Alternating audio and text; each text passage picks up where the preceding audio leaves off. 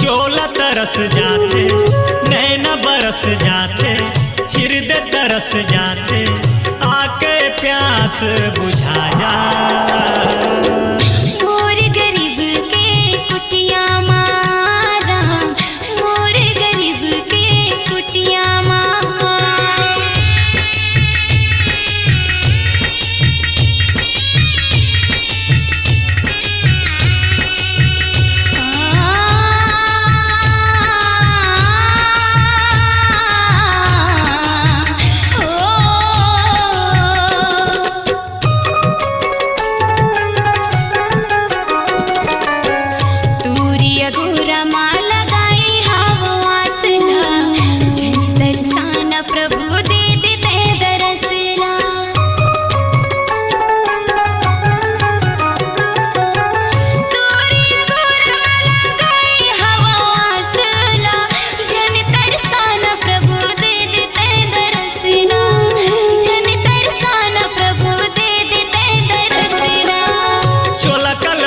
हावे आखी छलकत हावे, चोला कलपत हावे, आखी छलकत हावे, आके दरस दिखा जा।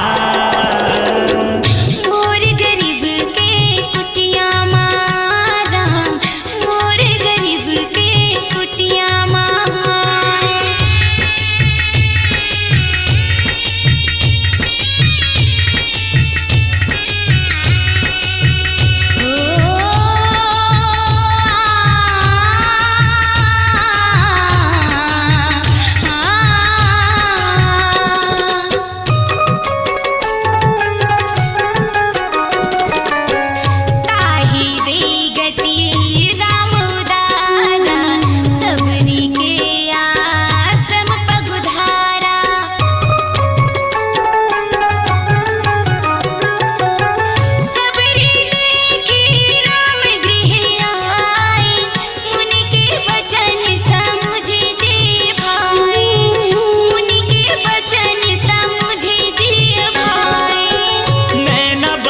जाते, चोला तरस जाते, नैना बरस जाते, हृदय तरस जाते, आके प्यास बुझा जा। मोर गरीब के कुटिया मारा, मोर गरीब के कुटिया मारा।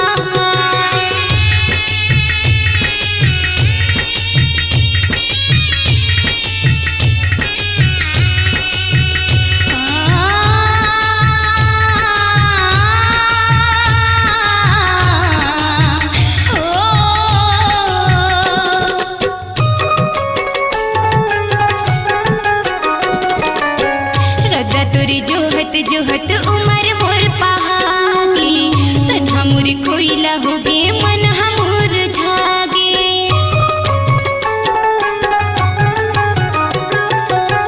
रदा तोर जोहत जोहत उमर मोर पहागी, तन मोर कोयला होगे मन हमर झागे, तन मोर कोयला होगे मन हमर झागे।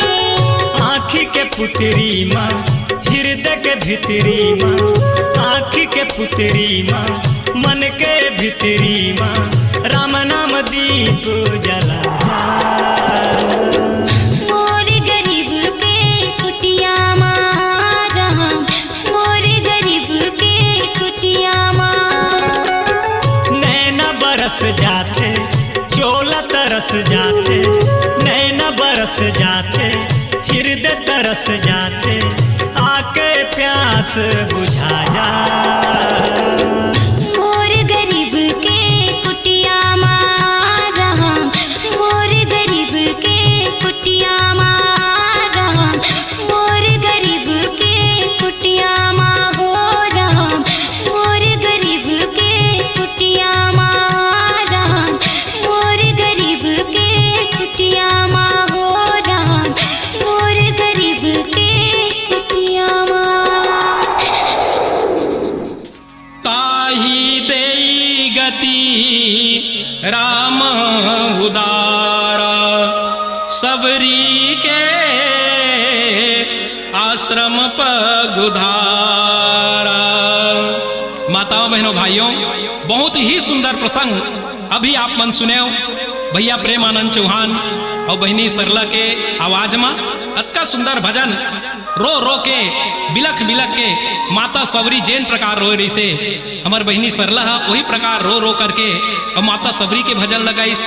जेकर पास भाव भक्ति रहते ना तो भगवान ओला तत्काल मिल जाते, और भक्ति नहीं रहा है पूजा जियत भर करत रिबो तो भगवान मिलने वाला नहीं है। संगवारी हो, एक छोटे से एक कथा आथे भक्ति के बारे में मैं बताता हूँ आप मल्ला कि एक बार भगवान शंकर और पार्वती बैठे रही थे और ठीक सोमवती अमावस्या आ रही थे। सोमवती अमावस्या के जैन आदमी गंगा स्नान करते तेनहा सीधा परम धाम चले जाते भगवान के धाम। पार्वती मैया कहते कि प्रभु ये सब के सब ओम नमः शिवाय हर हर महादेव कहत कहाँ जाते। पार्वती देवी एमन सब हमर धाम आवत है। कहीं महाराज मोर समझ में नहीं आई हमर धाम, कहीं आज के दिन जब गंगा स्नान करते वो कैलाश में आ जाते देवी। तो कहीं महाराज ये सब के सब आज कैलाश में हमर जगह कौन मिल रही है, कहीं सब कहाँ है तो देख के जनावत है तेला देखबे। कहीं महाराज मोर देखे काफी इच्छा है तो कैसे काम कर तय बन जाए एक दिव्य कन्या 16 साल के और मैं बन जाता हूँ कोढ़ी और देखबो कि कतका जन हमार हिमालय माँ थे। लेकिन हाँ गुस्सा मत करबे ना, क्रोध ला शांत करके रखबे देवी। पार्वती मैया कहते ठीक है प्रभु। अब पार्वती मैया 16 साल के दिव्य कन्या बन गए, बहुत सुंदर लड़की। और भगवान शंकर जगह जगह पट्टी खून घाव रिसर कोढ़ी बन गए और गंगा जी 1 किलोमीटर बसते वही मेरे बैठ गए। अब एती बोले हर हर गंगे, एक लाखों के भीड़ हर हर गंगे ओम नमः शिवाय। वो भीड़ में एक जन नौजवान निकल करके आईस और आ करके देखते ओ हो बहुत सुंदर कन्या बैठे हैं। कहते ए नोनी तय मेरे कैसे बैठे है, ये बुढ़वा के संग में खुसट के संग में देखा था घाव गोंदर है कर शरीर में। अब क्रोध आए लगते पार्वती ला भगवान शंकर इशारा करते क्रोध मत कर देवी, काबर क्रोध करबे मामला बिगड़ जाए, अभी हमला देखना है। तो भगवान शंकर के बात ला मान करके पार्वती चुप रही जाते और कहते कि भैया मोर पति ला कोई भी तो गंगा स्नान करा दो, 1 किलोमीटर बचे है गंगा स्नान करा दो। तो गंगा स्नान कराए खातिर जैसे बात पार्वती के आते तब वो नौजवान कहते कि गंगा स्नान बाद में हो है, पहली चलता है मोर घर में, मैं तोला रानी बनाऊं, मोर से 200 एकड़ जमीन है। पार्वती मैया कहते ठीक है भैया तो पहले स्नान करके आ जा, फिर मैं तोर पत्नी बने बर तैयार हूँ। ओला भेज देते। थोड़ा देर बाद भीड़ में एक पंडित आते, हर हर गंगे ओम नमः शिवाय, हर हर गंगे ओम नमः शिवाय। पंडित कहते ए छोकरी मैं त्रिकालदर्शी ब्राह्मण हूँ, मैं सब देख रहा हूँ भूत भविष्य वर्तमान को। ये बूढ़ा पिछले जन्म में बहुत बड़ा पापी था, इसके पाप के कारण इसका घाव दुनिया भर का शरीर में हो गया है, छोड़ो इसको, चलो पंडिताइन बनो, मैं बहुत भागवत कथा कह करके बहुत धन कमाया हूँ। पार्वती मैया कहते कि महाराज गंगा स्नान करके आप आ जाओ, फिर आपके साथ में चलिए। ओखर बात लग सुन करके पंडित जी गंगा स्नान करे चल देते जल्दी जल्दी।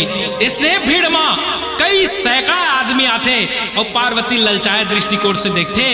ओखर बाद एक ऐसे नौजवान आते जेला कहते अरे भैया कोई तो मोर पति ला गंगा स्नान करा दो। वो नौजवान आते और कहते देवी ये तोर पति है? कहते हाँ भैया मोर पति है। तो कहीं इला का करना है? गंगा स्नान कराना है। कहीं गंगा स्नान हम बाद में करबो, पहली माता लगते कि आप 2-3 दिन से भोजन नहीं करे आओ, तो पहली मोर पास थोड़ा से सत्तू है, सत्तू खा लेते फिर गंगा स्नान कराबो। ऐसे कही करके वो नौजवान अपन झोला से सत्तू निकालते, कोढ़ी ला देते और वो कन्या ला देते, अपन खुद खाते। और सत्तू खाए के बाद में वो नौजवान कहते कि देवी थोड़ा मोर मदद कर। ऐसे करके वो कोढ़ी ला उठाते वो नौजवान और कोढ़ी ला उठा करके ओम नमः शिवाय कहत कहत अपन गोदी में ले लेते। और जैसे गोदी में लेते तैसे कहा देखते कि वो कोढ़ी नहीं रहा भैया, वो तो भगवान महादेव शिवलिंग ओखर हाथ में थे। वो नौजवान के थे कि महादेव मैं तो कोढ़ी समझत रहे हूँ, आप महादेव धन्य है मोर भाग। पार्वती मैया कहते कि भैया परीक्षा लेना रही से कतका जन हमर धाम में आते कि ये लाखों की भीड़ में आप ही एक ऐसे श्रद्धावान हो, भक्तिवान हो, जेन आप हमर धाम आ सकत हो। ठीक वही प्रकार भाव, भक्ति, श्रद्धा सबरी माता राम के प्रति दिखाईस तो सबरी के आश्रम में भगवान राम आईस। ये भक्ति के साक्षात प्रमाण है। भक्ति के साथ यदि कहीं पूजा करे जाए, भक्ति के साथ आराधना करे जाए, भक्ति के साथ साधना करे जाए तो भगवान निश्चित रूप से ओखर घर में का ओखर हृदय में आ जाते भैया। जैसे सबरी के हृदय में आगे भगवान है और सबरी छोड़ करके परम धाम चले गए। अब देखो एला बड़ा ध्यान दे के सुने के लेके सुने हो जो भजन ला कितना मार्मिक रही से वास्तविक में सबरी स्नेह रो रो करके भगवान ला पुकारे है। यही भावना यदि हो जाए, यही प्रकार हम रोइन तो निश्चित मान के चलो कि हमार दरवाजा में, हमार घर में, हमार अंदर में एक दिन भगवान राम जरूर आए। फिर आगे सुना। अपनी आवाज को दीजिए एक नया मुकाम। डिजिटल रिकॉर्डिंग की दुनिया का जाना पहचाना नाम स्वरांजलि, जहां गूंजती हैं ध्वनियां अपनी माटी की सौंधी सुगंध के साथ। छत्तीसगढ़ी संगीत के विविध रंग जो पहुंचाते हैं पूरे प्रदेश में डिजिटल रिकॉर्डिंग के संग। स्वरांजलि स्टूडियो, नेमीचंद गली नंबर 2, गंजपारा, रायपुर।